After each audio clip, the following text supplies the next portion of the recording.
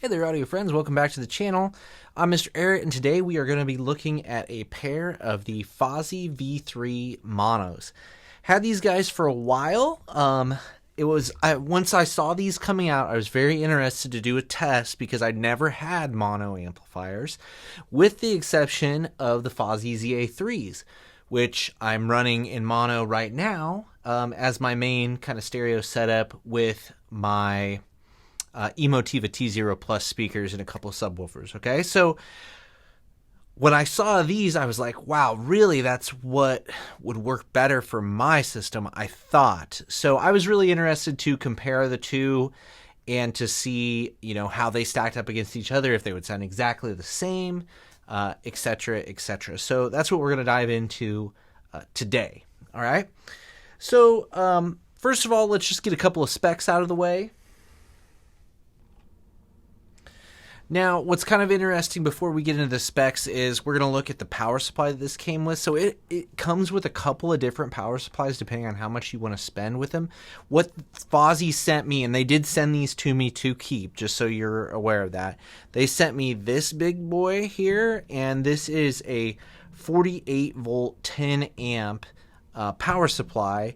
And what was really interesting about it is it runs both of these, actually. So it comes with like a little splitter here, and then you plug it into each of these amplifiers, and that's how I ran mine. I know there's different options and you can do different things with it, and I've heard kind of some negatives about this setup. I didn't have anything else to compare it with as far as power supplies, so this is just all my impressions were done with this 48 volt 10 amp running both of the amplifiers. So we'll talk about the rated power when it comes to using that power supply, which is the 48 volt / 5 amp, because I'm figuring 5 amps to each amplifier. And so at 8 ohms it's 120 watts, 6 ohms 160 watts, and 4 ohms 240 watts is what they are rated at for power.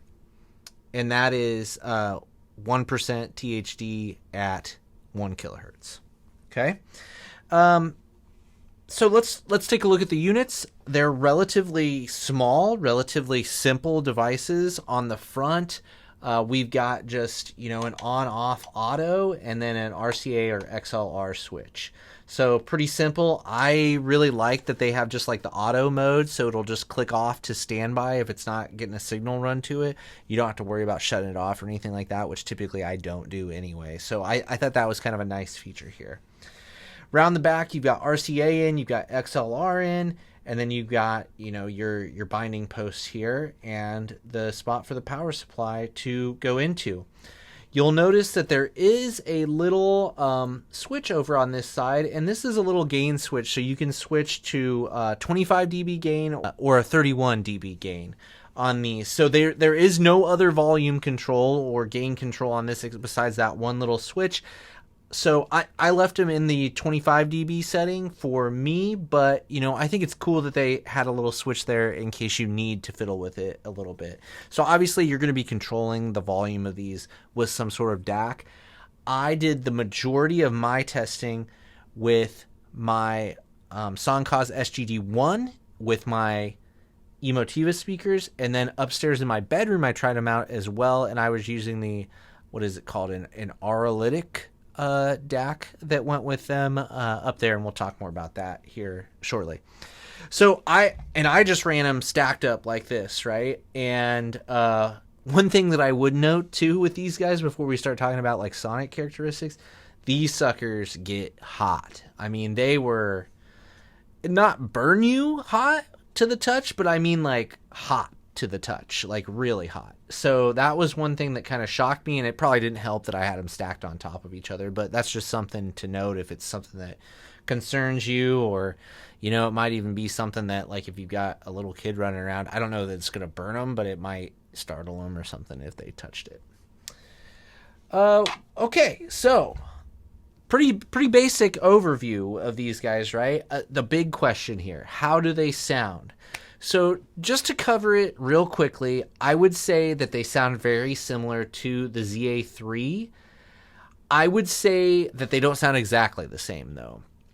Now, my ZA3s do have Sparkos op amps in them, and I initially tested these versus the ZA3 with Sparkos op amps, and then I tested these with Sparkos op amps compared to the ZA3 with Sparkos op amps. So I got kind of a little taste of that. Now, in general, I would say that these guys are a fairly like punchy amplifier, have a good amount of energy kind of across the frequency range. That is made more apparent when you get the Sparkos op amps in there. I felt like compared to the ZA3, the ZA3s are just a touch more pulled back as far as like not everything is kind of pushed in your face, but I did feel like the ZA3s had better spatial information when compared to these guys. And one thing that was really noticeable to me was, so when I guess for my situation with my speakers, and right now I'm talking about the Emotiva T0 Pluses, I felt like these guys did a fine job of, if I was just using these and I wasn't going back and forth, when these guys had the Sparkos op amps in them, I was like perfectly happy. When I would switch to the ZA3s, I just felt like things didn't feel as forced. I felt like the sound opened up a little bit more. I felt like I could get inside of, the music and movies a little bit more. So I guess where I'm coming from with this is when I was doing the testing, I do like Sparkos op amps, so I like those in it. But I would rather than buying two monos like this, I personally think the better path to go would be to get one ZA3 and upgrade the op amps in there and get Sparkos op amps, and then wait until you have enough money or whatever, and then buy another ZA3 and get the Sparkos op amps for it. I thought that there was never a time where I was listening to these that I preferred it to the ZA3s with the Sparkos op amps. So I guess for me, these guys are great if you want to go mono, but to me they lack for like $20 more when you can get a ZA3. I feel like you just have more versatility to play with. You can run, it's got a subwoofer out on it, which I use when I'm doing my setup here. And I just like that you could buy one ZA3 and then down the road upgrade to another and run mono, as opposed to having to invest in two monos up front. I guess is where I'm at with it. These don't sound bad or anything, but I also don't think they sound quite as good as the ZA3s, at least not with my T0 Pluses. Now, this could be different depending on your speakers, right? So when I decided I didn't want to replace my ZA3s with them, I decided to take them up to my bedroom where I have a set of small ELAC bookshelf speakers. I don't know what they are off the top of my head. I'll try to link them down below. And those speakers are already kind of a big bassy speaker, a big sounding bassy speaker. And I almost thought that they were too much when I hooked them up to the V3s here with the Sparkos op amps. Like the bass was just super, super punchy and powerful on those little ELAC speakers, like surprisingly so, but almost too much in my opinion. And again, kind of similar in the upper frequencies, and just like it turned those speakers into like a really intense speaker, both in the bass and in the upper frequencies.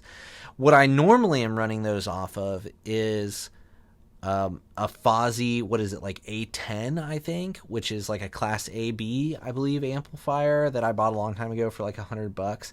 And that is a much more laid back amplifier. And for me, I felt like it fit those speakers a little bit better. So I tried these again with two different sets of speakers. They don't sound bad, but I don't feel like they matched up well with either of those speakers either. So I think with the right speaker, if you want to add a little more power, a little more excitement to your speaker than what you already have, that's where I might look at the V3 monos here. And that's where I thought that they could match up with the right speaker really well to add a little more oomph and excitement to it. But just with my sets, I felt like it was just a little bit too much, personally. What else do I want to say about this? I guess I brought my little tools out here because if you want to be changing op amps and opening these up, you're going to want some sort of little, screwdriver kit like this. And then also these are just a little op amp puller that I like to use. Makes it a little bit easier to get the op amps out of these types of things. So I thought I'd just show you those real quick, and I'll drop links to those down below in case you think you want to pick one of those out. But yeah, I mean, it's interesting. I guess I'm not totally sold on like the whole mono thing yet. I guess in my mind, again, the ZA3 just seems like a better, more versatile buy. But if you really, really are itching to try mono, I mean, these are a fairly cheap way to go into it. The only thing that I really liked on these better than the ZA3 is that they have that standby mode, which I generally just leave my ZA3s on all the time. But just for like efficiencies and things like that, it'd be cool if they would automatically shut off. But that's really the only thing that I liked about these better than the ZA3. So thanks to Fosi for sending these out. I'm glad I had a chance to try them. I know a lot of people are interested in them. But yeah, ultimately they didn't end up working in my system. But that's not to say they couldn't work in somebody's. What do you think? Have you tried these? Have you tried the ZA3? Have you compared them? Where do you feel like you land on this stereo versus mono system here? What do you have in your system? What do you prefer? Are there benefits here that I'm like not hearing or that I'm missing with these V3s over the ZA3 that I should be considering? Those would all be things that you could drop down in the comments below. As always, I appreciate your time, and hopefully I'll see you in the next one.